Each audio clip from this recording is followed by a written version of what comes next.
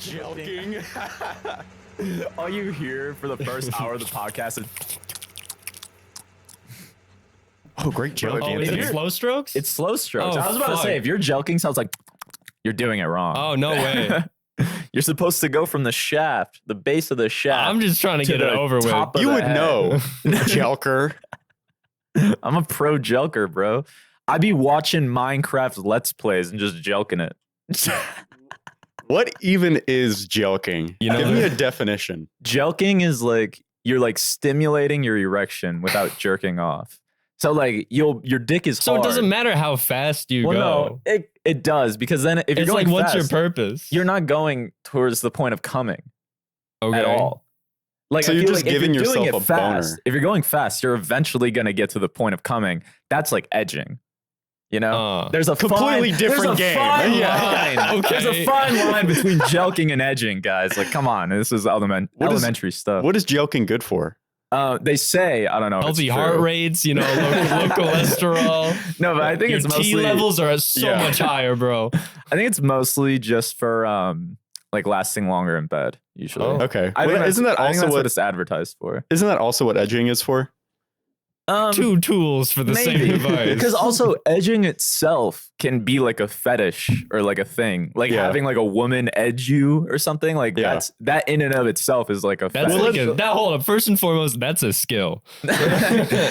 actually true. Let's Yeah. limit it to only you're edging yourself. You're only This is edging only yourself. autonomous. Autonomous edging only. Wait, then what's the question? I forgot. Like, what is the benefit? Oh, well, yeah, I guess if you're just doing it for yourself, then it may not be. It's a self-fulfillment. I don't know if edging makes you last longer. It just probably gives you better orgasm control.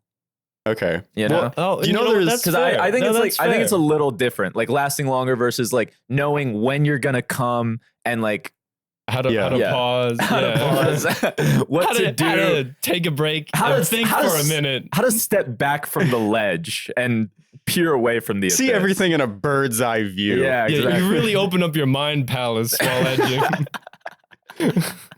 Babe, I just got a revelation.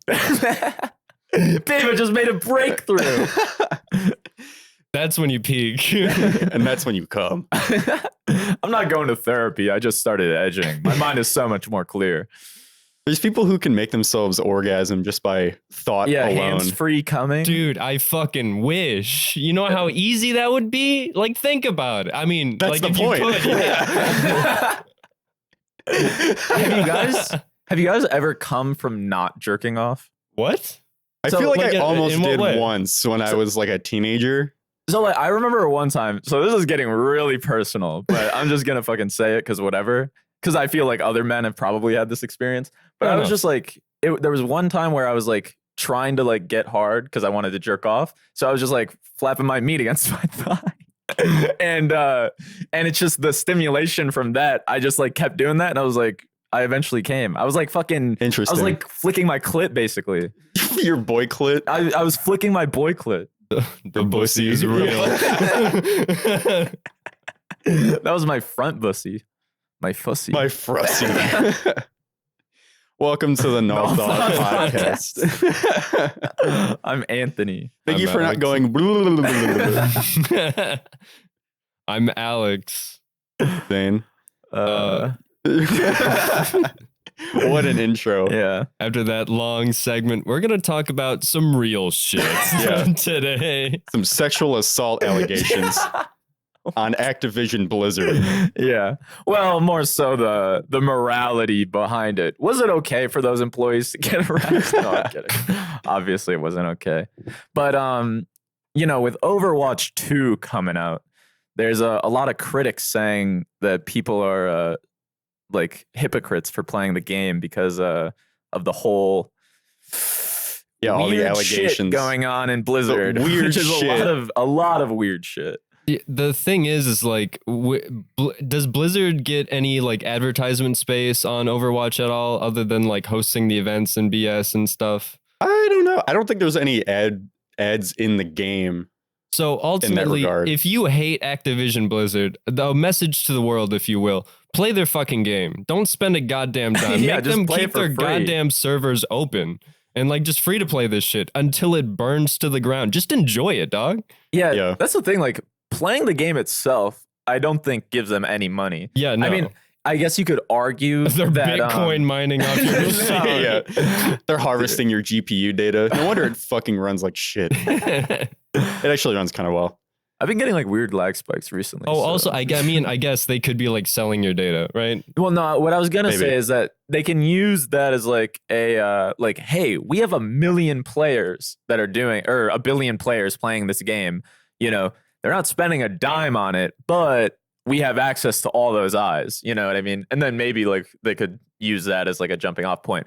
But I think like even that in and of itself isn't necessarily enough to make money. You know, there Yeah. needs to be some other revenue stream or whatever. But Because advertisements like that in video games are kind of uncommon. You don't see a No, lot of. dude, no, they're not. Go to like honestly in the U.S., a lot of the video game scene is kind of like wild with how there is. I mean, there's subtle advertisement like placement. what? You'll see it a lot of times. There was a whole Nakey Jakey video that he did on advertisements in video games that I do recommend. Shout And, out Nike Jake. But he was check talking it mostly about games that were made from advertisements. Yeah, where but- you don't really see like it's like the advertisements that are in games are mostly for they're like in-game world building things where they have like a realistic brand for like a pop or soda Yeah. or like a billboard that is an actual advertisement.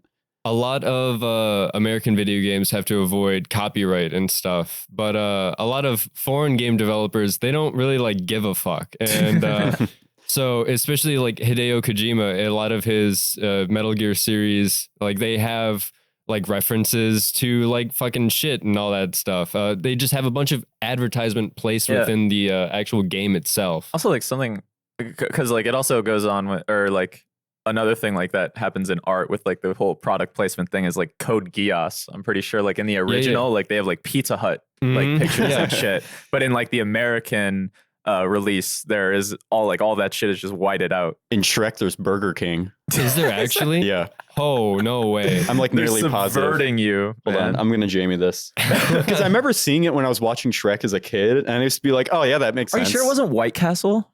No, there's no way White Castle would have failed if it was in Shrek. Well, I don't think it was like an ad. I think it was like literally, it was just like a reference to White Castle because it's like White Castle. But I Oh. guess Burger King would also. Was that make where sense. like Prince Farquaad was living in? Was it like Just the from White Castle? Yeah. But back to the Overwatch thing. As far as I know, none of the Overwatch like dev team or like the people that oversee the projects, like none of them are really responsible for any of the shit. Like none of the people who have gotten fired have been anyone from the Overwatch team. Yeah, So- but there's also the flip side of does the Overwatch team care about the game with what they've changed? Because they have But all they have a that's whole a different like question. Because like we're talking about the morality of playing the game with respect to the yeah, like, very the fair. allegations or But whatever. Not to tangent back to the Burger King No, thing, that's but okay. an article came up that says how to find the Burger King Easter egg in Shrek 2. Like it's a video game what? that you could just go and find. Oh wait, no. Do you guys remember the old like DVDs that had like the fucking games and shit on them? I remember what was the one fucking a Chicken Little. Chicken Little had on the DVD, they had this little like game thing that you had to like find the fish on the little disc shit and it would Yeah, I like never fly played around. that. It was basically like the cup game where you're like shuffling Yeah. around the ball. But I fucking loved that as a kid. I was like baby never seen sensory that. deprivations. Chicken Little, get put in the baby tank. Apparently, there's a scene where they're showing the town in Shrek 2 where they're first getting to the village and everything, and Oh, there's just a okay. Burger King like in the strip. Dude, Shrek was awesome. Shrek was like number one. Was it a Disney Shrek was movie? cool with Or the was king, it- I guess. I think it was. or was it Pixar? I don't know. I think it was Pixar. DreamWorks? Probably like a Oh, wait, no, Illuminate. yeah, no, it is DreamWorks. Yeah. Oh yeah, it was DreamWorks. They're all the same to me. They Yeah, I made just remember 4 the little Shrek boy. movies. Pixar is the thick moms. DreamWorks has the monsters. Oh, Disney has the princesses. Yeah. I kind of like Pixar.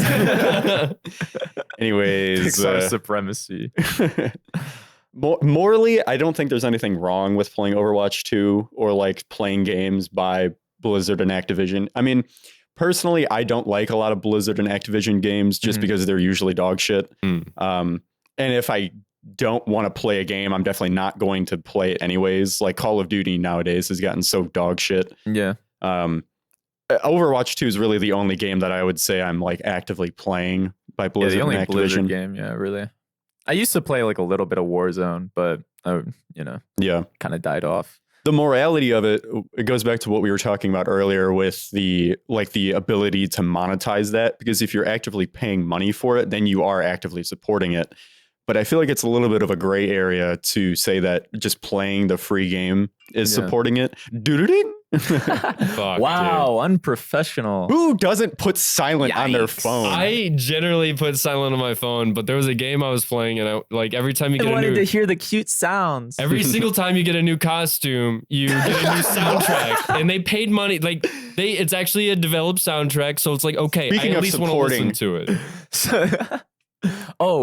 Something I wanted to bring up is like, so let's say that this game, that there was a game by Blizzard that cost money. It was like $20 or whatever, and it was developed or it was overseen by the people who got fired by the game. I still don't know if it would be immoral to like just play the game, considering that like there are still like other devs and other people who like put a lot of work into that game. And, like if they were to see the game, like the art or the piece of whatever that they worked on, like just get shit on because of shitty people, like that would kind of feel shitty. Yeah. Shit. Well, it's like that calls into question the concept of how many bad apples spoil the bunch. Because it's like if there's enough people, if it's like one or two people, maybe, but if there's a considerate amount of people like at Activision and Blizzard that have like these sexual assault allegations against them, how many allegations is it before the individual consumer basically has like a moral dilemma by saying, should I buy this game? Yeah. Because you do support like the greater business of I guess the video game market and everyone else involved, like the artists, the designers, the programmers, who probably are just normal people, but like the directors, because it's a lot of the higher ups, I believe, are at Blizzard and Activision that are causing these kinds of issues. Wasn't there a whole thing where, like, I don't know how much it is for sure, but how many of the original Overwatch 1 developers are still on the team that are working on Overwatch 2? I have no idea. Because that could be a huge thing. It's like, is Overwatch 2 just a skeleton that's being held up together by like a money hungry company, or is there just if I had to assume there seems to be some dedicated devs to it, because like they still make like character updates and roster updates, and they're talking about like adding like a new character to the game, that Ramatra dude or whatever. I don't know if you guys saw that on Twitter. I haven't. But I looked it up, and apparently Activision Blizzard confirmed that 37 people were fired or pushed out in wake of the loss. You know how many have stayed? If I had to assume, I'd probably say 75% of the original team is probably still there. For Overwatch? Yeah. This isn't about Overwatch. This is just how many people got fired from like Activision, for the allegations? From Activision Blizzard. That's still a considerable amount. It's a good amount of people. But I think the majority of the people were like lead designers, like a particular person was Activision Blizzard's top HR executive, Jesse Meshik. So I don't know I don't know the whole story, but something tells me that he probably left because he just like swept all that under the rug rather than him participating in it. I don't know though, actually. So if he's HR, that makes sense, because it's because it's his responsibility to like make sure that shit is like kind of good. But then like the Diablo 4 game director, the lead designer for Overwatch, or no, I'm sorry, lead designer Jesse McCree, and World of Warcraft designer Jonathan Jesse Kraft. Cassidy. So I don't know if because they completely axed McCree from the game, at least in namesake. So yeah, he's a whole different guy now. Was McCree named after him? Yeah. Yeah, okay, that makes sense. Because I was going to say, like, it feels like it's kind of like a weird move to do that just because they're named the same. Yeah, but if he's directly named after him, it's probably a good decision to rename him. There's a few characters that are like named after Overwatch. Imagine your boss walking into the studio one day is like, I want to be a cowboy. Put me in the game. Yeah, you're like, that's pretty cringe. Absent the allegations, Jesse McCree is a cowboy name. Yeah. That is a cowboy name. Yeah. You got to give him that. Maybe a subtle name swap. Or just name him after make him more imposing than Cassidy. You have McCree, which makes him sound like you assume the identity of who he was. And then you throw Cassidy, a name with no equal lineage to uphold. Speaking of crazy names, do you know American McGee? American McGee? His first name is American. His last name is McGee. Isn't he like a music artist? He's an American video game designer. Oh, Isn't he on Super Mega? No. Isn't he on Why would he be on Super Mega? American McGee. Dude. Yeah, it's fucking Ryan. Yeah. Oh, okay. Jesse McCree was the lead level designer for Diablo 4, I think. So American McGee made Alice and then Alice Madness Returns. Oh, okay. Those games that I didn't Oh, play. yeah, that I have no idea about. I only know them by name. I remember those games. Like I remember looking at them on Steam, but I never fucking touched them. Wait, which games? Alice and then Alice the sequel. Yeah. Alice 2. They were like it was like a darker version of like Alice in Wonderland, I think. Oh my God. My dad played those. It was like a platformer, like hack and slash type thing. Yeah. My dad was upset with that game because he got stuck. Because there was like no, I've tried it so many times. There's like no indication of where the fuck he's going. Common Alex dad L. He has the habit of dropping a game for like 6 months to a year and then trying to come back like right where he left off. And it forget everything. You cannot fucking do that. Anytime I drop a game, I have to start it from like the beginning. He's just stubborn. He's like, I'm gonna figure out where I'm gonna go. I'm gonna figure out these controls without the tutorial. I'm gonna figure out this story. I used to do that as a lot as a kid. I can't imagine there was a moment recently where I've like picked up a game again after not playing it for a while. I mean, maybe I used to play Planet Zoo a lot. Like in the summer, and now I've been thinking about going back and playing it. But that's like that's one like that's those a tycoon game. Yeah, those tycoon games. I feel like those are ones that you can like drop for a while and then come back to. Yeah, if it's like, a story game, how it works, it's kind of good. Because it's just it's more so just about like the principles of like building the park and like doing whatever you want. Yeah, because like you can slow down time and shit like as much as you want, right? Yeah. It's a pretty leisurely game. Yeah, I'm not going to be like fuck my capybaras. Where do I go? What was I doing? All dying. What's the story mission here? What's the verdict actually? Is Blizzard okay now? Can we make no? That's not the verdict. That's not what we were trying to deduce. I don't know if Blizzard is okay, but like I think Overwatch is okay. I think Overwatch is okay. Yeah, just drain them. I think it's just up to the player to be able to decide that for themselves, because if you are actively playing a game that you know has like a lot of bad juju behind it, it's basically up to you whether or not you want to support that. Like, but it's arguable whether or not even playing it is supporting it when it's free to play. Yeah. Do you guys know about League of Legends and like the history of Riot games? No. I mean, like in the greater scope of things, no. Maybe a couple specific incidents. Besides like the Riot client, no. Riot, like the from what I know, from what I understand, the Riot like culture at the company is like known for being like extremely toxic like towards women, and like has like a long history of like people of like doing like sexual abuse and sexual harassment. And people love the fuck out of League and spend like thousands of dollars on skins and Valorant. And Valorant, and go to all the tournaments and shit like that. No one bats a fucking eye. Because they actually have enough of a control over their like they have good IPs, you know? You know what I mean? Blizzard doesn't have good IPs. Okay, so that makes it all right. Good enough games to where it excuses. No, it doesn't excuse it, but it makes it a lot easier to cover up. I understand what you're saying. You're not excusing like we're shitting on Activision and Blizzard, but like they're already at the lowest of the low, right? Like fucking Riot is like sweeping under the rug for sure because they can do that because we allowed them to do that. They have the and that's popularity. on us. Well, think about how much money they make from the $70 skins that they put out. Yeah, that's why, like, generally I try not to support like a lot of large developers. I've bought a skin from Riot. Yeah, because it's like What's wrong with you people? I'm not afraid to drop money on something that interests me, but it's not like I'm going to shill out for Riot or their company. I'm not You're shilling. gonna jerk them off. Yeah, it's just like I'm gonna jelk them. I understand what they do, but they have something that I desire and I want it, so I'm going to pay for it, you know? Talking about the way that you talked about that was funny because it's like they have something I desire and it's a weapon skin. I'm gonna get it. I mean, yeah, no, ultimately it's pixels. I know No. I'm putting money on Listen, pixels. I agree. Like I bought a skin as well, but like I'm not gonna.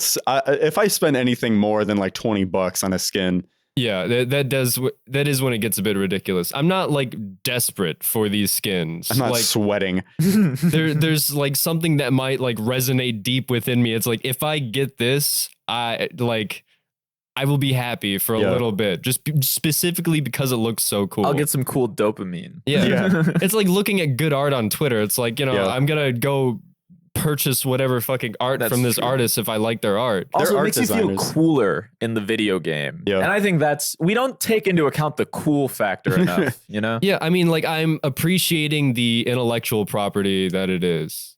Some of the skins are really cool. Like they have some great gun designers. Riot, like I think 90% of them are dog shit. Like they're not worth any amount of money, but sometimes they do have a good skin. Well, like I think season like battle pass skins are pretty dog shit. I think the ones that you pay I think for this season is pretty good. something because you bought it. Yeah. Something You have to we don't justify talk it. about enough in culture is that art is now just weapon skins. The way that we appreciate them, It's the all way that we digital appreciate assets. art most is when they put it on a character or a gun. Well, a lot of art is digital nowadays anyway. No, that's true. That's like, the way the majority of the public consumes art nowadays. Yeah. You're right in that regard. Because like that's when people are buying. It's like when you're using it in a video game. Because all the whole all fact of that NFTs were able to become a thing is because art as a medium sells. Yeah. Well, because art, like all those skins, they're like commissioned by real artists, you know? Yeah. Sometimes, at least in CSGO, I know they are. Oh, like yeah, there's yeah. like whole contests for like people to get their skins like to be put in a case and they can get paid money, like, you know, per how many skins get bought or like sold or whatever, then they get money for that. That's really fucking cool. Which is, like that's awesome. Like, I feel like, you know, that's a legitimate avenue for like an artist to do something. Yeah. Which I think is I mean, cool. like with Valorant as well, they had what it was fucking Zed go on there. I mean, Zed. Whoever was the dude who did all the music for Valorant. I don't know. He has a whole like weapon skin set. Oh, does he? To him. Oh, okay. But Really? yeah. Okay. I don't know who he is. You've heard Clarity by Zed. Clarity. I'd have to hear it. I'm about to play it. You've definitely heard this song before. Okay. Wait, let me I don't look know. at the Wait, album is art. Zed even the person that made that pack? Well, not made the pack, but like was made the songs? Well, like is featured on the pack. I have no idea. Like I don't give a fuck enough about a Valorant to like know about their skin lore. Zed Clarity? Here, I think I got it. Yeah. Time to get copyright strike. I know this sounds like shit. Yeah. All right, 13 seconds are up. Okay. You've heard this. I think. Are you my clarity? Walk on through a red parade and refuse to make amends. Dude, through our ground. An He's on beat. insightful reading by Zed. He's on beat, dude. The fucking Lucio with the hand on his headphones. I mean, what's wrong with Overwatch? There's nothing really wrong with it. We were mostly talking about the aspect of supporting the company because playing but a is there free anything game. like inherently wrong with Overwatch with what the devs have done in the game that you think is like unholy? You mean like and going from Overwatch to Overwatch 2? Yeah, because I mean, like, aside from like the whole scandal going on with the company, is there anything shitty that Overwatch itself like does to justify hate to the community? No, I mean in the game, not really. Like a direct. I mean, like they keep making their butt smaller, but That's a sin. Sigma's ass should be huge. Yeah. It should be as big as the rocks that he Winston throws. should not be, you know, what? What? Hamster. Yo, Hammond in that ball though. Dude, I've been playing Overwatch a lot recently, and like I would never see a hamster. And then yesterday I was playing against hamsters consistently, and it was the most annoying thing in the fucking universe. Dude, like I swear to God that like the meta just like changes every 2 days. It's like on rotation of like who's fucking off on like work or vacation. There's been like there's been no updates for balancing. There's been maybe one or two. Yeah, or like some, but like not in the consistency that I've seen the meta change. Like when we first started playing, I used to see Doomfist everywhere. And now I see on Twitter one tweet that's like Doomfist kind of dookie, bro. And then I never see Doomfist anymore. It's like everyone saw that tweet and they're like, you're right. That's how the meta changes. And it's like he didn't change as a character at all. This is why Overwatch is perfect. Every character is viable, so the meta just changes in a minute based off of tweet and feelings. The way I justify the Doomfist pick is that Doomfist works if there are the availability of 2 tanks, because Doomfist has a lot of movement. A tank who cannot serve to like, I mean, I guess he does. He just doesn't have enough like tank ability. Yeah, he dies. He's too squishy. I don't think it's that he's squishy. He just doesn't really do much for the team. Yeah, like I feel he's like just supposed to be fast. Yeah. He's like a damage tank. Yeah. And it's like there are just better options You than play him. Doomfist off of a cliff. That's what you do. Some people, like, if you're a good Doomfist, you will destroy a team. Actually, like, you can be I've gotten pretty good. shit on by some Doomfist. I've just justified it in my head. If you play Doomfist like Roadhog, then you'll probably win. Yeah, that's true. Roadhog is like he's like a greedy tank. Yeah. He's like basically just trying to start a fight by hooking whoever's. Yeah. It's the way Roadhog and fucking Doomfist work remind me a lot of how MOBAs play, actually, which is fucking wild. He's mostly for like crowd control. It seems like. Well, the difference between someone like him and then Orisa, because they're both pretty attack oriented. They're most pretty. Jesus Christ, they're both pretty like attack oriented tanks. Mm-hmm. But the difference is that Orisa is a lot more like damage mitigation, or like people are supposed to be targeting her, while Doomfist is more for just breaking up large crowds of people, finishing people off. Yeah, he has like the stun. His ult does like an area of effect damage. Orisa is a lot less opportunistic in the way that she engages fights. I feel like she's Orisa's pretty like more for like commanding a push, you know, like with her E and her fucking javelin, like she can push people back like pretty well. She can't really target people that well, but she can basically just like with her spinning thing, I think it's her Q, mitigate damage, push people away. She can just tank more damage with her E. And that's where like the meta starts coming in, I guess, where it's like there are kind of some tanks that are decisively overall kind of better to pick, because it's like you might not get into that hyper specific scenario where you have an opportunity to like do that thing. Maybe will you be able to create one to swap off and then take that kind of thing that you want to do? But like that's you got focus on the fucking objective, you know? Yeah. I feel like it all depends on your comp, you know, because like I feel like sometimes you can, you know, if the other team, like let's say the game just starts and then you get rolled, you know, like a character switch or two can like change things completely, you know? And like it's I don't know if it's necessarily on like you need to pick this tank or you need to pick this tank. It's like there are some tanks that counter other tanks well versus like whatever. Zarya is just annoying as fuck. Yeah, she really is. That's why I really appreciate Reinhardt against Zarya, because they can basically just put each other in a little corner in the little play duel. Yeah, they just have both their shields up, staring at each other. Yeah, pretty much. Yeah. I think one thing I do have to commend Overwatch, well, I guess Overwatch 2 on specifically, is their character balancing, because I want to say that a lot of characters are unbalanced, but it's mostly just because they're a specific pick. Like you really only pick certain characters that are better against another character. Mm-hmm. And there's just kind of like go-to mains. Like there's always going to be like a diva or a Reinhardt or someone like a soldier. He's pretty, you know, universal. I feel like the relationship that Overwatch is trying to have with each of its like the meta essentially is that it's trying to incorporate like a changing meta where it's like you can swap off based on like whatever you're going up against, and that's really like a nice thing that to have. It creates like a dynamic. The more match. generalist that you have, and you just run into a problem where that you can't keep introducing characters. Yeah. Well, I think, I don't know. I would say you can, but it just has to be, they have to balance out between things that are generalist characters that can pretty much fit any scenario, and then more specific characters. Someone like Roadhog, who's really good on one-on-ones. But yeah, in general, it's kind of hard to introduce so many, because they have a fuck ton of characters now. Oh yeah, they have so fucking many. It's kind of hard to make everyone viable in every situation, which I think they've done a pretty good job of just having, like, especially with the introduction of being able to switch heroes like in the middle of a match. It's like you start off with these two teams, and then when something isn't working, one person changes like their DPS to another character. They go from like Soldier to Pharah, and then it's like no one can hit Pharah because she's probably the only flying character. And then the other person switches to Echo. Someone switches to Echo to counter that. And then the other team needs someone to counteract that Echo. And then it's just a dynamic match. I think that's a cool aspect of Overwatch. I think that's the improvement of something from Overwatch 1.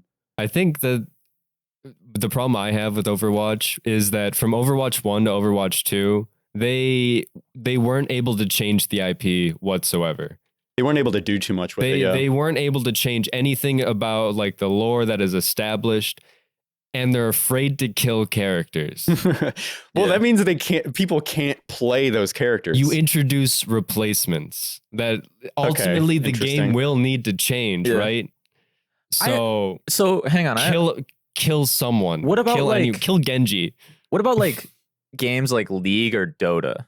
Because don't they have like rosters that outmatch any other game, right? Like they have a lot of different characters. Yeah, I feel like they don't have the strong enough lore to kill off their characters. I feel like something like Overwatch does, because of like their whole like animated series that they made. They can make it like a more dramatic like thing. They treat their story like a game.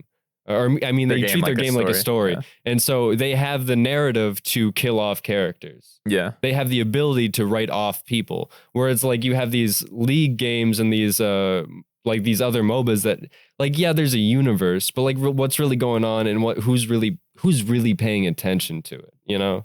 That's honestly they need to release more Overwatch animations. Those were I agree. Those were really so high quality when they first came out. And I didn't even play the game when they first came out, and I loved the animations. I thought they were awesome. Yeah, because I thought they were cool. And that's what made a lot of people buy Overwatch 1. And then they failed to deliver, I think. Yeah. Imagine paying money for Overwatch 1. Not me. They just set the expectation. It was me. It was me. I bought it too. But yeah, they set the expectations so high on a product that they never intended to deliver at that quality. I feel like they should have released the game and then released all these great animations and stuff, and nothing to hype it up, but something to keep it going. Well, that's how they hype it up. They give those character introductions or those new hero introductions. Yeah, but I feel like it makes people buy into the universe and be like, oh, this is more than just a team because how do they show the story if not for these shorts? Yeah, just like I feel like you could counteract it by just rewarding the players for like being a week late, for being a month late to joining their game. Like it's really easy to incentivize not like missing out on the big hype event. You want players to continue playing your game because that's the kind of game it is. It's built for longevity. Yeah.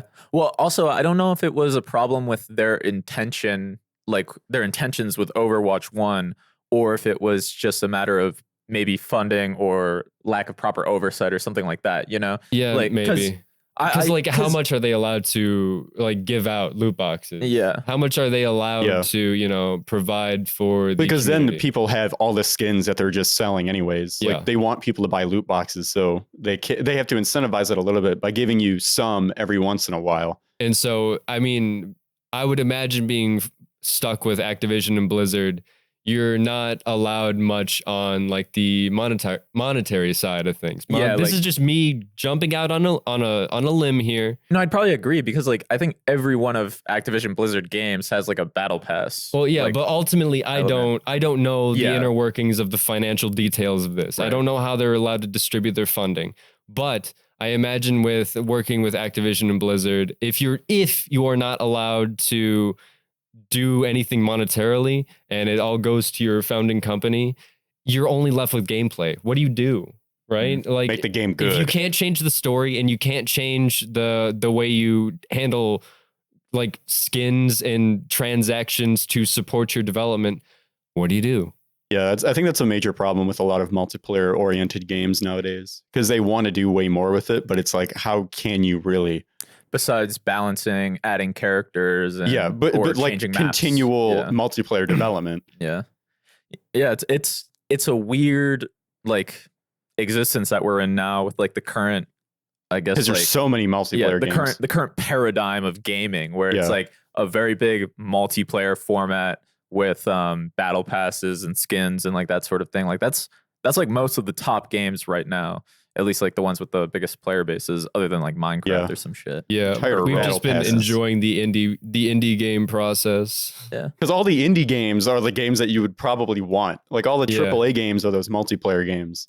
There's maybe like a couple single player games, but like how good are they really? Yeah, I mean, like I think it just comes down to like how good are, because I feel like the big corporations are the only ones who can provide quality multiplayer service on that large of a scale that people Yeah. desire. I probably agree, just because of like the whole like the scale of it. You know, like Yeah. you have hundreds of millions, sometimes maybe even like nearly a billion players, like on global servers. It's like, what indie dev company is going to be able to handle that? And Yeah, also, they have what- like one server. What indie dev company is going to be able to get to that size? Because like even getting that amount of players requires a fuck ton of reach, and like Yeah. advertising and things like Absolutely. that, which also requires monetary backing. So like they've kind of, big corporations have worked out their kind of niche within the gaming community. It seems like it might be the big divide of single player games coming out from them. It might be like a couple IPs here and there, but I feel Yeah. like a large focus on multiplayer development is going to be seen.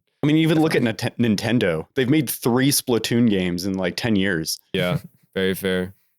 The something I do wonder is like, because there are some big single player games that came out recently that got a lot of attention. But a lot of them are just like independent studios, or Well, like the yeah. studios that are like dedicated to just kind of making. They are like the indie teams of corporate. Yeah. No, you're of right. corporate game Because industry. it's like what's it called? I just think that like with Elden Ring or like God of War Cyberpunk. or like Cyberpunk, like Cyberpunk. games like these, Cyberpunk. like they're just not attractive to those companies because they can't make infinite money with them. Yeah. Like They just which is need a their shame. big sink. That's Yeah. another detriment to the paradigm that we're in. Yeah. It's like maybe if like let's say every big studio has their one big like multiplayer game that funds all of their other projects, you Yeah. know? Like maybe that would be cool. Some good but- old trickle down gaming. Yeah. Thanks, Reagan. Literally. But actually all the funding just goes to the top. Yeah, all the Which is funding just true, goes yeah. back into the battle pass. All the funding goes to Dota instead of CS:GO. We're gonna put $50 into the battle pass this time. Fuck Activision Blizzard. This was Man, one that we I- didn't even know if we wanted to talk about. Yeah. I think this because- is pretty interesting. Because like we were talking about it briefly, and we were talking about the idea how it was the difference or the divide between people who present themselves differently to each person Well, being like manipulative, or like what was the argument? so, there? Or, not argument. First, I asked like, how do you define social chameleons? Because I think there's like two ways to kind of like look at it. It's like the first way is like if you're just like a person who kind of has like multiple friend groups, and you sort of like maybe like with different friends you have like a different sense of humor, you tell different types of jokes, Yeah. like that sort of thing. You show You them act like a little you show them differently. like a different aspect of your personality, versus like when you're with like different individual people, sometimes you change like who you are completely. I feel like there's a difference. That seems like it's between, more of like a like an sociopath intentional thing, right? Yeah. That's kind of the way that I see it. Like there's a difference between like the intentional of like changing who you are altogether versus like just like, oh, I'm with these people and they bring this out in me. It's hard to really distinguish that because I think they It kind of is, bleed yeah. into each other. Like Definitely. you can have like a pretty sociopathic tendency to change everything about yourself when you're in a different group. I don't used- know. I wouldn't go so far as sociopathic, but it could be intentional. I think it is like a symptom of it. Like I think Really? that I wouldn't say that they're a sociopath, Yeah. but I think it's something that sociopaths do anyways. Because I used to do that when I was a teenager. Like I used to have a lot of different friend groups that I wouldn't change myself completely maybe, but I would definitely You speak differently. You tell different jokes. I'm not going to say you wouldn't be able to recognize me if friend group A saw me with friend group B, but it was enough like of a wearing change different where, clothes yeah, and like- I'm not doing that. Like you would still recognize me. Yeah. Like I'm also not going to be like, oh, I don't know who you Yeah. are. But Yeah, because that's another thing. I feel like sometimes with certain social chameleons, quote unquote, like if they are with another group, they might be like, yeah, I don't know that person. Or like, I wouldn't go to bat for them if they saw me with these people, you know? Yeah. I mean, like, I think the way that I ultimately kind of understand it is that the way I interact with people is very much like on an individual basis. Mhm. And I think that the idea of like the strings of fate, it's just like the commonalities that you share between each person is like the strength of that bond, you know? you're going to exemplify those aspects of your personalities. Those are the things that bring you together. Yeah. So that's what you talk about. So it's like, it doesn't really matter if one person, like if someone changes entirely based on like being alone with one person versus another person, because I feel like that, I don't know. It's ultimately, I think, subjective. But what I've learned growing up is that being a little bit of a social chameleon, I keep saying comedian, social chameleon is kind of a good thing. Some people do have that phase though. The being a social comedian. When yeah, sometimes I'm funny. When I was younger, I used to do it to kind of an extreme where like I would not really recognize things that I liked because I think one thing that I did was I would kind of hide the fact that I enjoyed anime or a lot of other nerdier shit because I had friends that were, quote unquote more popular. So I wouldn't talk about that with them, or like, I don't know if it was rather because there just were no avenues to talk about it or that I just wanted to hide it. I'm not really sure. Yeah.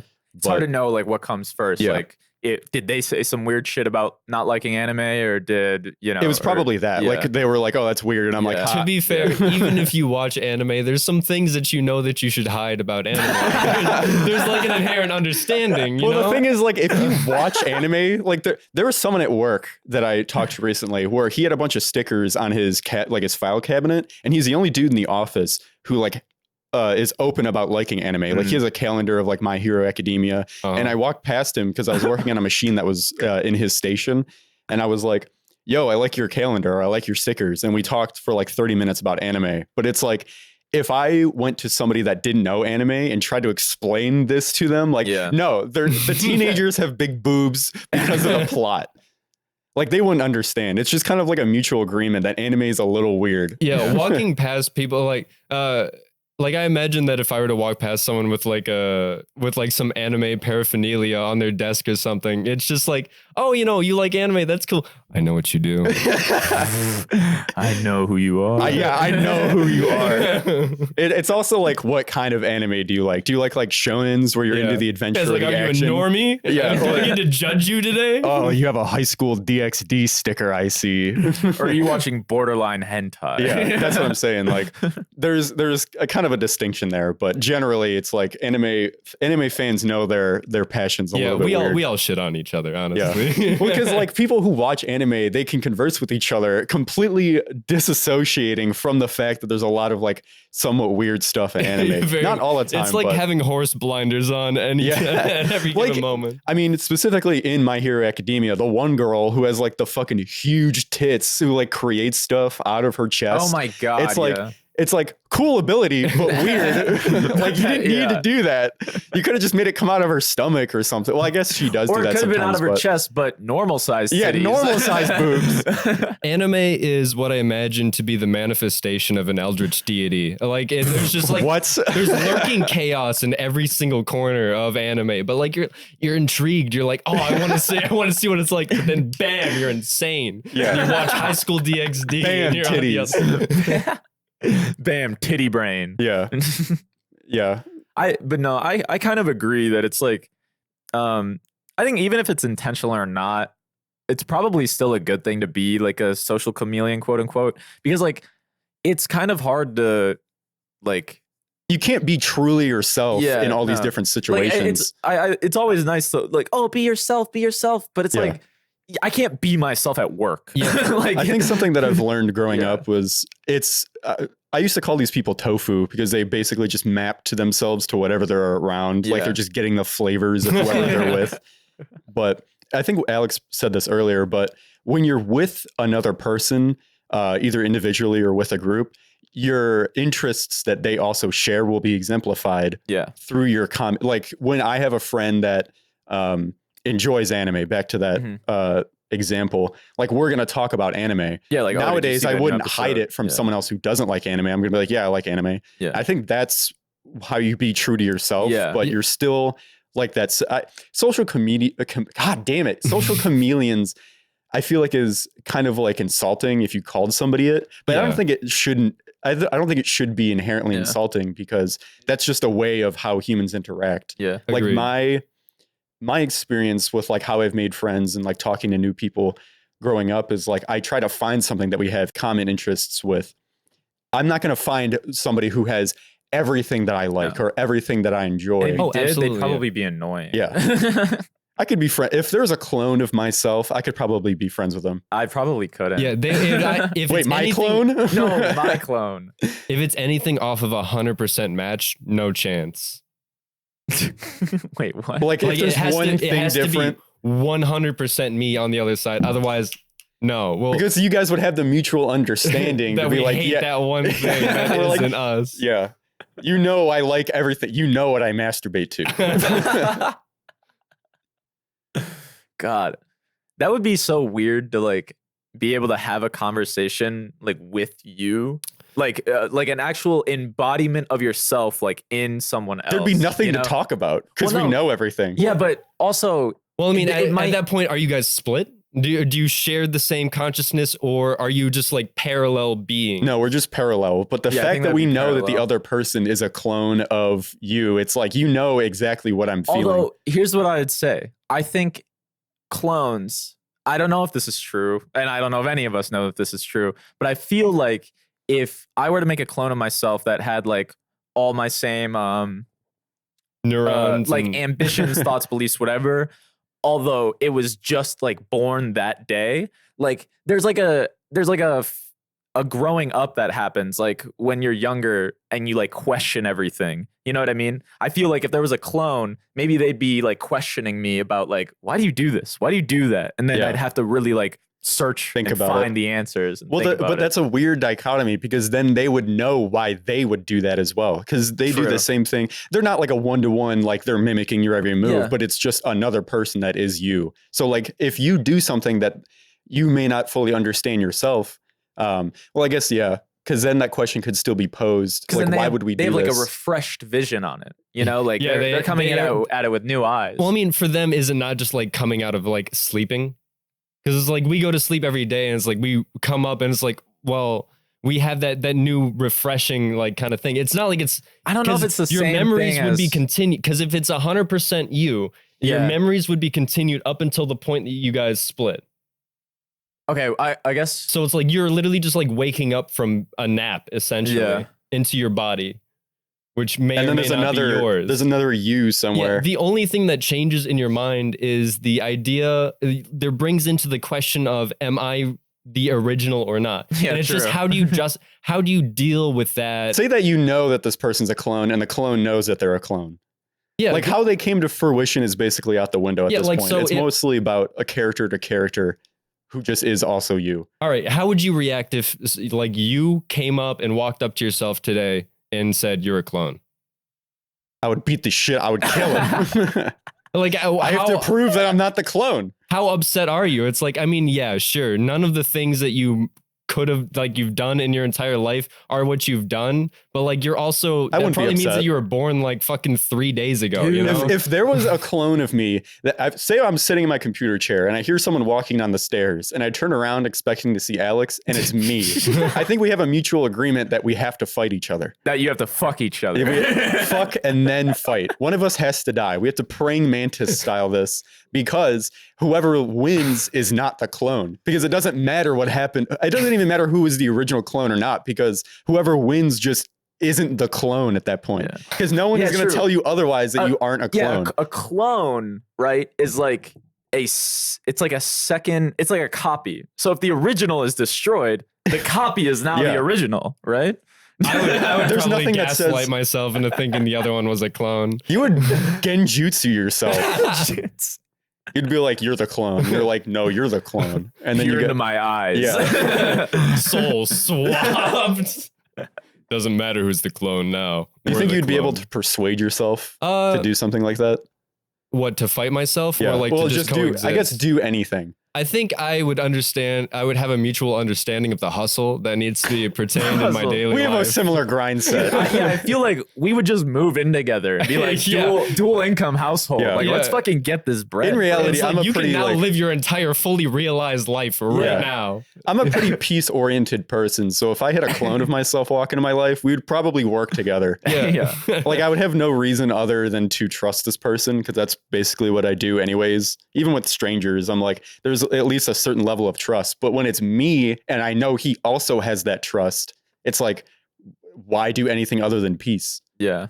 Like I want to live in harmony with myself. I want true. to butt fuck myself. I also think it's an amazing opportunity for growth, for a separate entity that is you to like second guess yourself, to check yourself. Then there's two perfect beings in one household. I have a question. I mean, like, would you not, in that case, would you not be the ultimate you?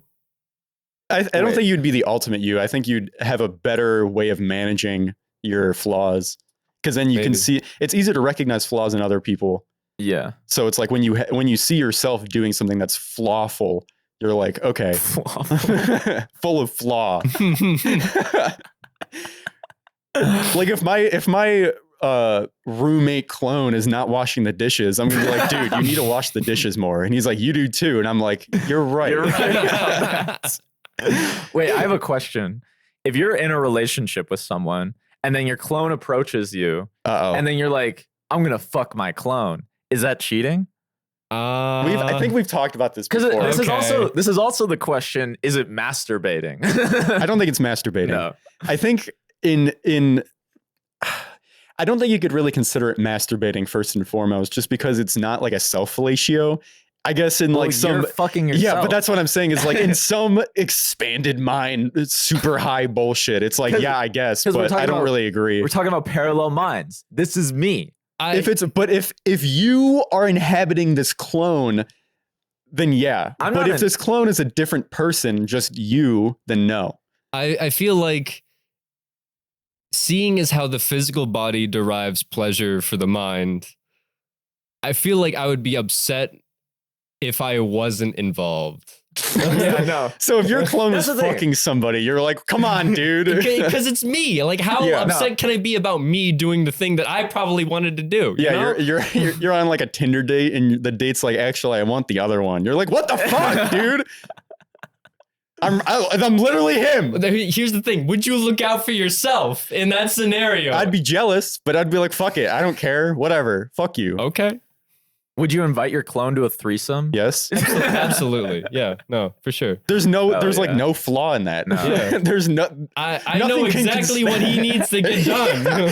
And then it just ends up with me fucking the clone. Yeah.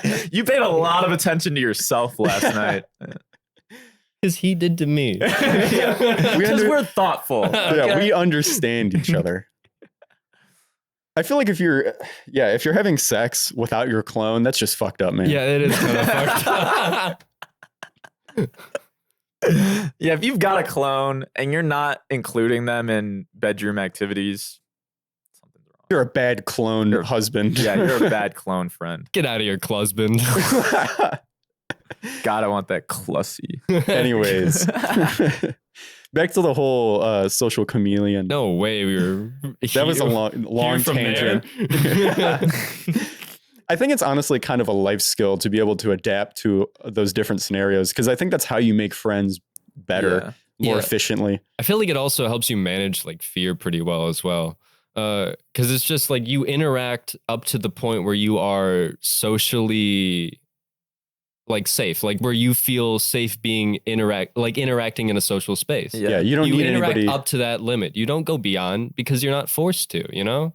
Yeah, and I think you have a better sense of self. Like, I think it's just better for your mental health in general. It all depends on how far you go with it, I think. Because it's like, if you like completely drop the things that you actually like in favor of all the things that your friends like, you know, then I think that's bad. It's hard to even gauge what you enjoy at that point.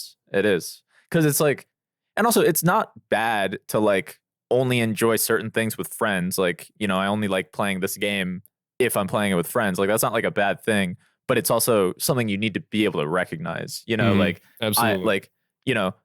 I don't like this thing, but if I'm doing it with my friends, it's fun, you know? So it's like, that's like a good observation to make and like be aware of, I think. And that's kind of like the separation between a good social chameleon and a bad one. Yeah, that's when you get into sociopathic tendencies. Yeah, it's a lot of self-awareness. And if you're not ultimately trying to be self-aware, then you're going to live your life in NPC. I think it's really good for relationships and like dating in general. Oh, yeah, because it's basically the same principle, but applied to a more weighted situation, I guess. Yeah. Because like if you're dating somebody or you're trying to date somebody, you're on a date with somebody who like doesn't share a lot of the same interests as you. It's like, how do you think anything is going to work? Yeah. Because like you could be a pretty different person from your partner, but as long as you guys still are seeing eye to eye, I think personality is something that is more applicable in this case, because not just basic interests, but just who you are as a person, how you act, how you deal with stuff. Yeah, because like sometimes like people who you would never think would date, you know, like love each other very much, you know? And it's like, sometimes you don't even need to have like a lot of things in common, like similar interests or things like that, but like base values, certain sense of humor type thing, or like things like that. Like a lot of that can, you know, succeed over like just basic interests like that, which is kind of cool. And I think friendships can exist that way too. You know, it just depends on like the level of friend that you have. I have a lot of friends who I share like basically nothing with. Yeah. But we just like, we have the same comedy. We have the same. Yeah, exactly. They're fun to talk to. Yeah. Yeah. They're interesting people. Maybe we're not like best friends, but I can rely on them. Yeah, I feel like the differences are what keeps me like staying most often, because they are such a different person. You get that's the interesting aspect of having those kinds of relationships, because you get a new viewpoint both on yourself and this other person. Your connections are just good grounding, really. I don't know if you guys have ever done this, or like if it's a habit of yours as well, but when I meet somebody new, I tend to psychoanalyze them a little bit. Oh, no, absolutely. I feel like everyone does that, right? Where it's just like you're just trying to understand who they are as a person. Yeah, I think how should I interact with this person? It's interesting seeing like a behavior that they have that I don't inhibit whatsoever. And I'm like, why are you like this? And then once I hang out with them more, I'm like, oh, okay, it's either something that happened in the past, or it's like a defense mechanism, or it's just the way that they have been shaped by, I guess, the world. I think that's always super interesting. I'm not using it against them. I'm not like a manipulator. But I think it's just something interesting about how I can understand this person on a deeper level. Yeah, I agree. I do a lot of like psychoanalysis too, but it's just like, it is like, you have to be able to recognize that like a lot of the times you might be wrong, you know, and then because assuming something about somebody is like basically the worst thing you can do. Because I used to do that where like I would psychoanalyze someone and then I'd like just make like concrete conclusions and then I'd treat them differently based on that. And it's like, I just not really healthy, you know? That was something I learned even recently, was just like, I'm not good at psychoanalyzing, or I'm not as good as I think I am. I also used to be like a little bit more like manipulative, like in high school and stuff, like just like getting what I want out of Did you manipulate me? No. But I mean, like, manipulate is a strong word. It's also very loaded. But like, just more so, I just tried to like getting things that I wanted out of people, like or certain relationships. I was super manipulative. Yeah. Like I was in the truest sense of the word. Yeah, same. I honestly feel like a lot of young men are, you know, like just because of like it's very easy to, because as long as you have some confidence in the words that you say, you can get away with anything. You very early on realize that you can get away with a lot of shit, and it's like you don't have any sense of rationality. Not that any sense of rationality exists. There's so much rationality. Yeah, it's because you've done something and it works. Yeah, it works too well. So it's like there's no standard to which you now employ that, you know, essentially that skill that you're attempting to learn.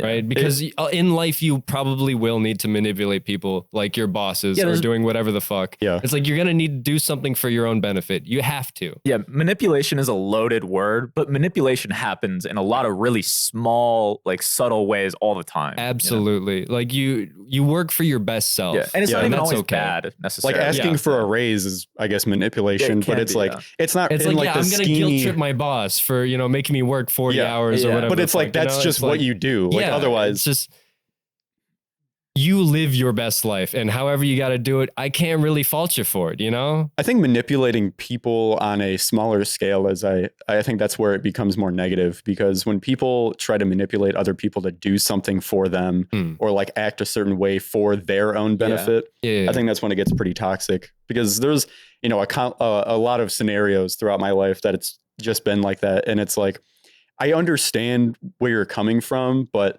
the problem is that going back to what I said earlier, I have like a mutual trust with, or at least I hope I have a mutual trust with a lot of different people that I meet, and especially close friends and such. So when I feel like I'm being manipulated, it's like, why try to do this to me when you could have just asked to be honest, because like, that's what I try to set myself up for. Yeah. Like, I'm not hiding anything. And if you think that I am, just talk to me about it. Like you know, being someone who was like mischievously manipulative in high school, or I guess I was more like a teen. I was like 13, 14. Because like everyone else at that time just had like the sensibility to trust these random people in their lives, because they didn't know evil. They didn't know what it was like to be manipulated yet. They didn't know I existed. Yeah, I mean, because it's like that happens nowadays too, because people have this sensibility of trust, and people want to just regularly trust people. Like if I meet somebody new and it's like a friend of a friend, it's like immediately we should have this idea that like there's a mutual trust. We are friends of the same person. That means we should be able to trust each other. But once you start manipulating me or like trying to do things for your own benefit through me, that's when I'm like, come on, dog. Like that means you're not a good person. Yeah. Do you think that you, like for all of us, do you guys think that you started manipulating, or you realized that manipulation worked? I think I realized that manipulation works, because I think a lot of manipulation is unintentional. You know, it's not like, especially like when you're younger, you know, you're not consciously doing like, unless you're like seriously like a sociopath or like a psychopath, you're not like generally. Sometimes I was a little bit like this, I won't lie, but like you get like a little Machiavellian, you know, like that. Like all the scheming and like, oh, if I tell this person this and that person that, and then I have to remember all these lies from before and like all this other shit, you know, like that's when you realize like, oh, okay, I can use this to get what I want out of people, you know?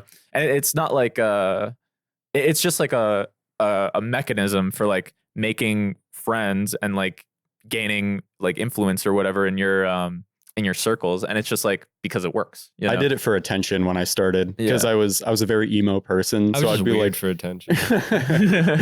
I did both. I was weird and I lied for attention. I was emo and I lied. But I was just like sad all the time because I didn't know how to handle my own problems in my life, so I would just like vent to my friends. But when I realized that gained me attention and like sympathy, that's when I was like, okay, so this kind of tactic works. I wasn't like thinking about how I can control people to give me attention, but that was just like a pathway that I started getting into, which is how I became manipulative. Dude, it was so stupid. Like I remember in 8th grade, like we had like a memoir project where we had to write about like the history of our life up until this point. Yeah. And I remember you're like just bullshit. No, literally, like because like I remember lying about like oh, we went to New York and California and this place to find a place to move. And I was like, New York was too stinky. California was this was that.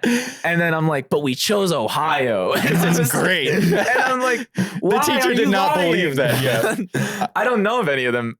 Probably not. I think in elementary school, I told people that I was from Russia and that I knew Russian. And they're like, speak it. And I'm like, nah, I can't. I don't want to. I feel like I heard that.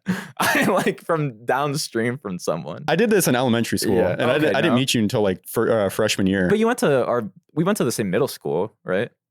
Yeah, but I don't think we were in the same classes. No, but we knew the same people. Like we knew Michael and if Jared. people told other people that, then I'm fucked. I don't know. I feel like I remember something like that. How much influence do you have? How many people right now in this world think you know Russian? Probably not that many. Maybe there's like 1 or 2 people that remember that, and then they're like, "Huh, I don't think he actually did." Now you have to learn Russian. No accent. Yeah. I'm like. Because I said I came here like when I was a kid, and I'm like, no accent, no, like there's no feature of my body that says that I'm Russian whatsoever. Maybe besides that I'm white, but I tried telling the truth one time, and someone kept trying to tell me that I was lying. It's like but I got away with being Russian. I said like my family, like they told me that they have some roots in Ukraine, and it's like. And then I remember Someone's like, no. Yeah, someone was like, no, you would at least know one Ukrainian word. It's like, no, that's not how that works. Yeah. That's middle school brain, though. It's because we live in like a fucking Ukrainian like enclave. That, like true. everyone who says they're Ukrainian are actually like from Ukraine. Yeah, they will challenge you. They will speak Ukrainian to your face. Like, okay, I'm sorry, I was born here, and they're not really that related. They're kind of like in the blood. They're like you're speaking to some of me. They're asserting dominance. Dad, please. It's because you aren't white. They're like, probably. Honestly. Yeah, they're like, no way. You Ukrainian? Yeah. I make my trips. You're an ambassador. That's the kind of shit. I mean, when I was a kid, it was just like so easy to lie. But it's like, I don't know if it was easy to lie because I thought that people understood it or because I was just a kid and everyone knew that I was lying. Yeah, they knew you were lying and let you get away with it. Yeah, maybe other students didn't because there are also people who were like, young and naive. I'm a liar. Yeah. I think just like my purpose in lying changed where it's like I was doing it a lot selfishly. Yeah. But sometimes like you have to use it with great power comes great responsibility. And yeah, it's true. Like Spider-Man. You have to be careful of who you lie to, and you have to be careful of what you say to people because it's okay to lie. I don't try to lie to people because that goes back to the manipulation thing. Is like, what purpose do I have to lying people now? When I was a kid, it's like I just did it for fun because I wanted the attention. But now it's like there are major repercussions that happen when I lie to people, especially about stupid shit, because then people can't trust me anymore. I feel as though that in life you'll interact with a lot of entities and things that wish to interact with a lot of entities. No, but like in the generalist sense of the word, like you will interact with a lot of things that don't wish you the best intentions. No, that's true. And so I'll lie to my cat. Yeah, no, it's like you have that one very split decision to make your choice of how you wish to, like if you're in a situation where something intends to interact with you maliciously, you have that one split second to make your idea like a quick time event. Yeah, no, seriously. Like tell truth, lie. It's like, will you succumb to fear and panic or do whatever and like just get flustered and lose your cool? Or will you at the very least attempt to take control of whatever scenario you're in? Any lie you tell has to be short and sweet. So that way you keep them the white. benefit of the dite. Yeah, keep them white lies. Yeah, like if someone is like there's a lot of people who are in bad scenarios with their families and stuff. It's okay to lie, you know? No, that's true. Do what you need to do. But if you're lying and it's not like in a self-helpful manner, like self-realization is important. Do that first. Well, I think it's important not to hurt the other people when you're lying. Establish a bottom line. Like if you're if you're gay and you have a very conservative family and you like live in the South or some shit, you know what I mean? Like no one, like I'm not gonna balk at you like lying to your family or manipulating them into thinking that you're straight. Because that's your own protection at that point. It doesn't matter what they think. No. And then also like if you're getting questioned by the police, just don't say anything. Yeah, really. You don't have to lie and you don't have to admit that you're at fault. Yeah, very much so. You can tell the truth, See, and you can be innocent, and they will use that against you to make you seem guilty. So like, just don't talk to them. lying is a tool, and it might not be the best tool for every job. Remember that. True.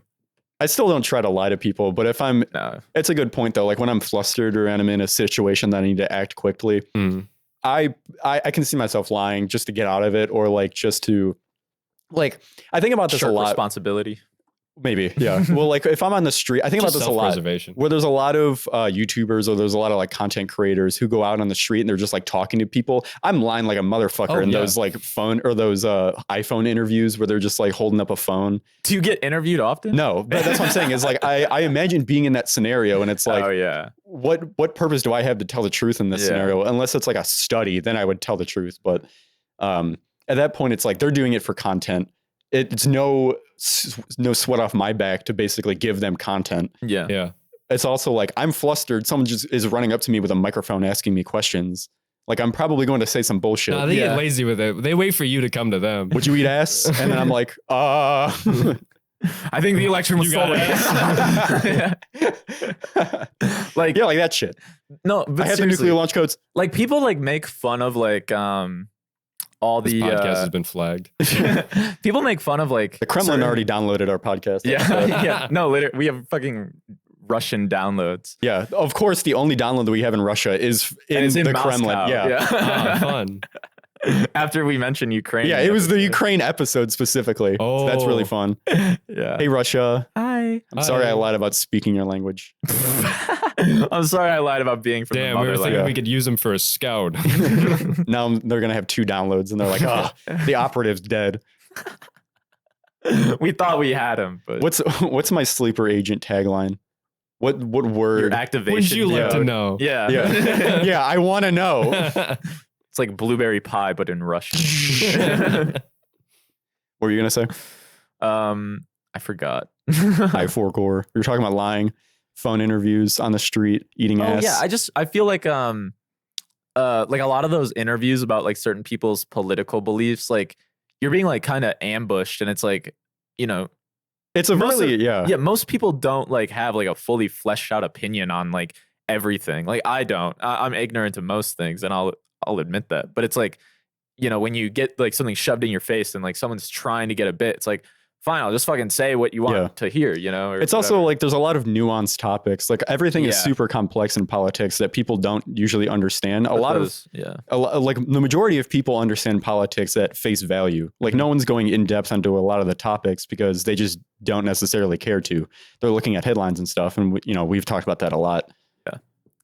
I think that when getting into like those scenarios of like someone coming up and approaching you and stuff, there are those, the people at the zoos and stuff. They like, there are people who specifically their job is to try and get in your way as much as possible to sell a product. Oh, right? yeah. It's just like, there are probably better alternatives to lying and just being like, no, please leave. And then like, oh, wow, conversation done, you know? Yeah. Like that's simple as that. When there was a video of somebody that was recording themselves when like Mormons or Christians came to the door and they acted like they were deaf. They were doing like fake hand signs and stuff. And they're like, oh, you're deaf. And he just nods his head and they're like, all right, have a good day. And he goes, you too. Like that is, I think, acceptable. Mm-hmm. Yeah. It's also kind of funny learning for the bit. I would learn the actual deaf signs for that, but yeah, You're going hard on the bit. well, who knows? They might know. Yeah, I'm they lying. start going to it. And you're like, Translating. that's when you shut the door. Yeah, I don't know. It's so weird because also like with, you know, I go to school in the city and there's like a lot of homeless people generally, and I don't have cash on me most of the time. So like if they ask for cash, I'm like, sorry, bro, I don't have money. But then also like sometimes I'll just be going to like the library to study or something, and then they'll be like, hey, can you buy me some food? And I lie to them and tell them, bro, I got class, I gotta go. You know, it's like just because I don't want to do that all the time. You know, like homelessness is so weird because it's like I feel really bad for them. Stop being But weird. it's like, no, homeless. that's not what I'm saying. I'm saying it's weird for me because it's like I feel really bad for them, but at the same time, I can't buy every homeless person I see a meal, or I can't give every homeless person I see the change in my pocket or whatever all the time. Like I keep maybe random bills. Like I'll have $10 at most on me, and most of the time I don't even have any actual bills. So when people come up to me and they're like, "Hey, can I have money?" I'm like, I don't actually have the money on me. If I find like $1 on the floor, like I did the other day, one of my one of my students that I teach dropped $1 and they left it in class, and I just took it. And then At least you're being honest. yeah. And then I went to class, and then some homeless dude was like, "Hey, bro, do you have any money?" And I was like, "Yeah, bro." Robin Hood. $1. Yeah, exactly. I stole from the private school kids. the private school kids to give to the homeless dude. There's been this homeless guy that Zane knows about, but I've interacted with him over a couple of days. He's friends with him. But he was telling me this whole story about like his cat that he has that he kept around like his camp. And like the cat got lost like multiple times in the woods, and like eventually it ended up dying. And it's like, okay, yeah, that's sad. But I don't know. He was trying to sell me the sob story of like, oh, you know, he only needs like $11 for this is how I've justified it. I've justified it as an elaborate scam, but Sometimes it is. Yeah, in this sense, I was willing to pay due time for a good scam that kept me occupied. Yeah. I was paying into You're it. paying for the friendship. I was paying for the performance, essentially. Because he kept That sounds so demeaning. No, it's kind of true. But like, I don't know what he's going to use that money for. Yeah. I have no justification for it. So if I am going to give him money, I have to come up with a reason for it, you know? Yeah. Because he also said he was going to use money for like buying, being able to live in like a place. Yeah, he had already bought some like cremation box for the cat, and he had like paid for like a private burning for the ashes, so that way it's only his ashes. And it's like, dude, you just spent on this and you still need only $11 to get to wherever the fuck. It's like maybe he had more saved up. But To be fair, I've given like, a lot I'm of not money. gonna play devil's advocate. I've given a lot of money to homeless while I was in school. Yeah, Just because I was generally- like too awkward to say no. This is also like another thing though, like where like I think it's okay to lie. Like if that homeless person is trying to get money, you know, like lie to them or lie to me, you know, like try to get the money.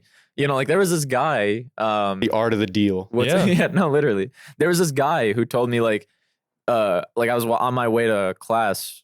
I think it was in the summer, and he was asking me like, "Yo, bro, can you go to CVS for me and like buy me my insulin, please? Like I need it to live. It's only like $10." And I'm like, It's not $10. and I'm like, bro, like I immediately like, I'm like, no, I can't do that. Like Insulin's fucking expensive in America. And then he's like, okay, then just give me $1. Like, give me this, give me that. And it's like, then just ask for that from the beginning, you know? But I get the lie and like having to make it feel like it's justified. Does that make us bad people?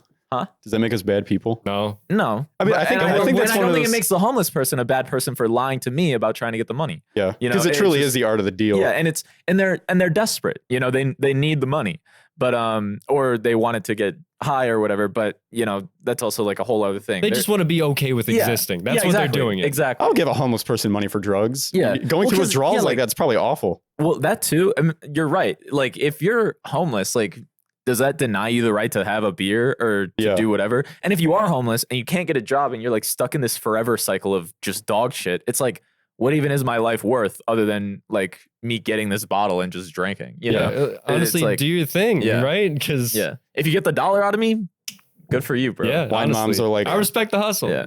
Wine moms are like, I'm not going to give homeless people money because they're just going to buy drugs with it, and then they spend their paychecks on wine and Xanax prescriptions. Yeah. That has been the NULL podcast. Fuck wasps. Yeah. Fuck wine moms. I'm Anthony. Los Cientos.